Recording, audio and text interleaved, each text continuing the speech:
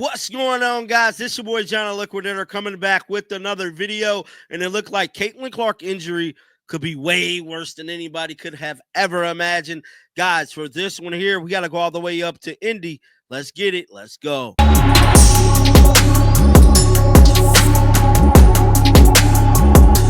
Now, I am here to tell you, man, it's looking real spooky out in Indy, dog.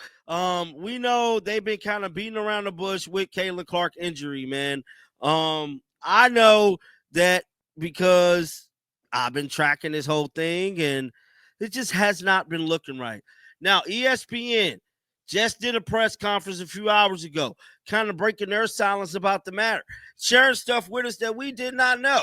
With all that being said, we're not going to waste any time. Let's jump right into this story and check out what they had to say. So Alexa with ESPN sat down and talked about this. Now, I don't know how true everything is that they said in this clip, but if it's coming from them, I gotta believe about 80% of it to be true. Let's listen. NBA insider Alexa Philippou. Alexa, the Fever have avoided setting an exact return date for Caitlyn Clark. What do we know about her progress?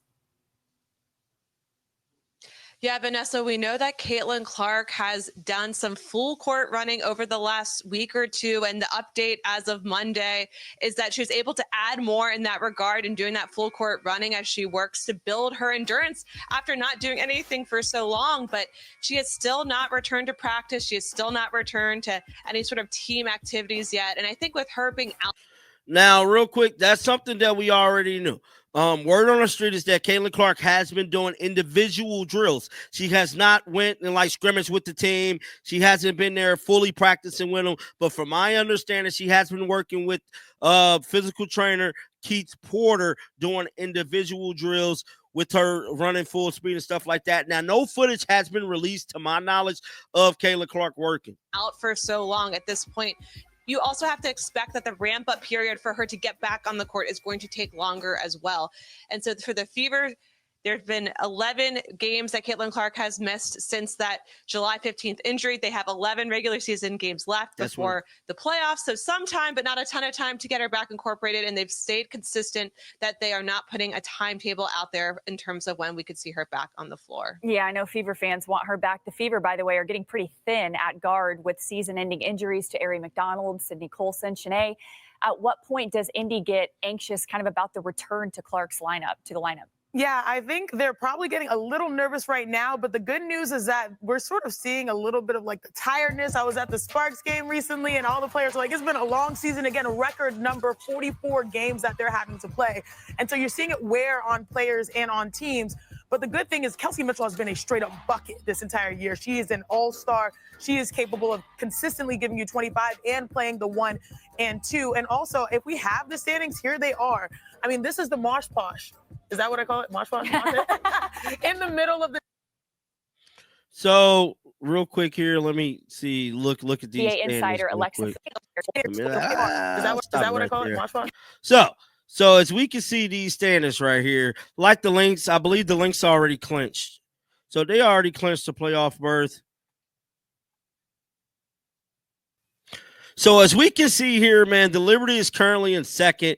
The Dream is in third. Now the Fever is all the way down here in sixth place by them losing, and I think they might possibly lose again, bro. I see them falling to maybe seventh or eighth going into the playoffs, which is a bad look, but it is what it is, man. So this whole story that is currently happening right now with Sophie Cunningham and this damn podcast, I was going to do a separate video about this, but at this point, it ain't much news. So let's just stick it all in this one damn video. So she has some things to say about Paige and this whole special whistle, man. So first, before we get into that, let's listen to what she said about DeWanna Bonner and Phoenix. Right now. Play the old team. There was maybe a little bit of beef because of our last podcast with like how I mentioned that some people could handle I wanted situations. To ask. Mm-hmm. Do you think that was because of what you said last week? Hell yeah, 1,000%. So, well, I do. I think that like our teams don't really like each other anyway, just because of like I don't know, just kind of like her leaving. Some of those players used to be under our coaching staff. And so there's just like a lot there.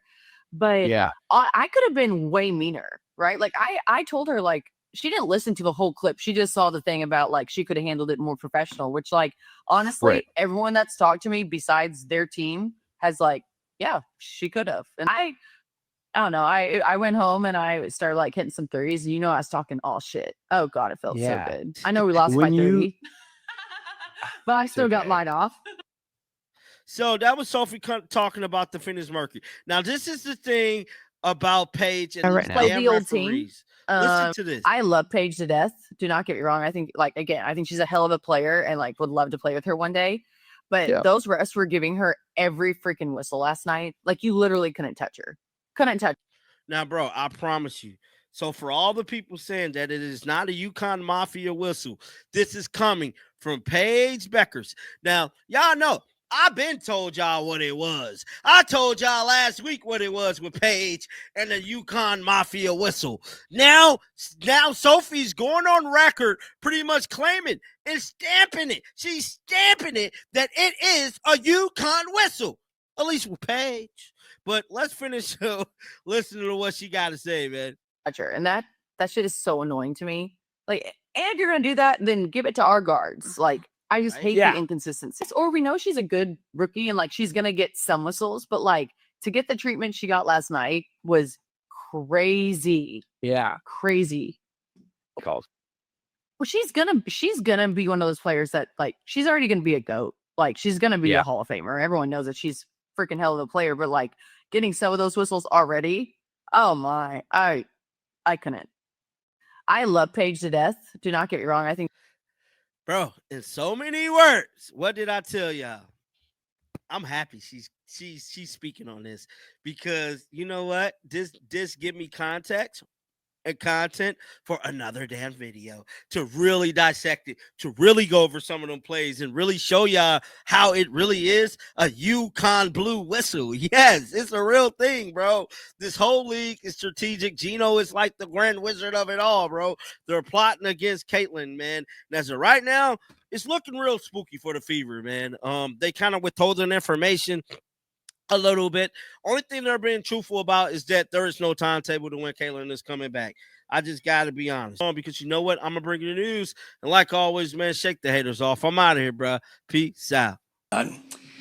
Yeah, I mean, I feel like at this point I'm pretty used to it. And I always tell people, like, I wouldn't want it any other way. Like, I'm happy to do media before every single game, especially when we're on the road. And there's a lot of people that maybe this is their first time getting to see us play, or all of you maybe the first time. Obviously, it's my first time in San Francisco, so you know, I try to look at it in the best possible manner that I can, and it's, you know, it's still fun for me. And you know, there's a lot of people that would want to be in my shoes and have those types of opportunities. And I think it's always good to remind yourself, like, there's always eyes on you. And I think my mom has always reminded me that ever since I was a young kid too. Like, you know, even when you're a high school basketball player, there's young girls looking up to you and wanting to be like you. And you got to try to set the best example you can 100% of the time. And, you know, no one's going to be perfect by any means. But I think just reminding myself of that, you know, how grateful I am to be in this position. And, you know, it is my responsibility to try to help grow this game and do it to the best of my ability. And, you know, there's certainly days that are harder than others, but, you know, at the end of the day, I just remind myself I'm very